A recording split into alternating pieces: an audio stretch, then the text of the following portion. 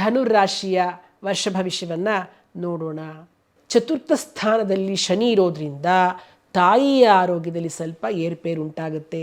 ಹನುಮಾನ್ ಚಾಲೀಸವನ್ನು ಪ್ರತಿನಿತ್ಯ ತಪ್ಪದೆ ಪಠಿಸ್ತಕ್ಕಂಥದ್ದು ನೀವು ಮಾಡಲೇಬೇಕಾಗುತ್ತೆ.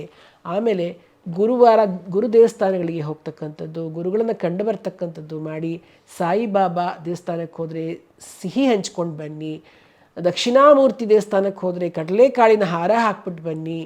ಶಂಕರಾಚಾರ್ಯರ ದೇವಸ್ಥಾನಕ್ಕೆ ಹೋದರೆ ಕೈ ಮುಗಿದು ಆ ವಿಭೂತಿಯನ್ನು ಧರಿಸಿ ಬನ್ನಿ. ರಾಯರ ದೇವಸ್ಥಾನಕ್ಕೆ ಹೋದರೆ ಮಂತ್ರಾಕ್ಷತೆಯನ್ನು ಹಾಕ್ಕೊಂಡು ಬನ್ನಿ, ತಲೆ ಮೇಲೆ ಹಾಕ್ಕೊಂಡು ಬನ್ನಿ. ಹೀಗೆ ಮಾಡೋದ್ರಿಂದ ನಿಮಗೆ ತುಂಬಾ ಅನುಕೂಲ ಆಗುತ್ತೆ.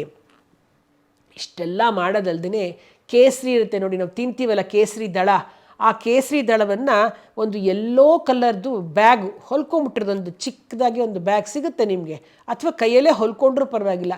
ಅದರೊಳಗಡೆ ಆ ದಳಗಳನ್ನು ಹಾಕಿ ಅದರಲ್ಲಿ ನೀವು 3 ಅಂತ ಬರಿಬೇಕು. ಬರೆದ್ಬಿಟ್ಟು ಅದನ್ನು ಕಟ್ಬಿಟ್ಟು ಆ ಚೀಲವನ್ನು ನಿಮ್ಮ ಪರ್ಸ್ನಲ್ಲಿ ಇಟ್ಕೊಂಡ್ಬಿಟ್ರೆ ಅಥವಾ ಜೋಬ್ನಲ್ಲಿ ಇಟ್ಕೊಂಡ್ಬಿಟ್ರೆ ಖಂಡಿತವಾಗ್ಲೂ ನಿಮಗೆ ಹೋಗಿ ಎಲ್ಲಿ ಏನು ಕೆಲಸಕ್ಕೆ ಹೋಗ್ತೀರೋ, ಹೊಸ ಕೆಲಸಗಳಿಗಾಗುತ್ತೆ, ಯಾವುದೇ ಕೆಲಸಕ್ಕೆ ಹೋದರೂ ಕೂಡ ಅದು ನಿಮಗೆ ಸಕ್ಸಸ್ನ ಕೊಡ್ತಕ್ಕಂಥದ್ದು ಆಗುತ್ತೆ.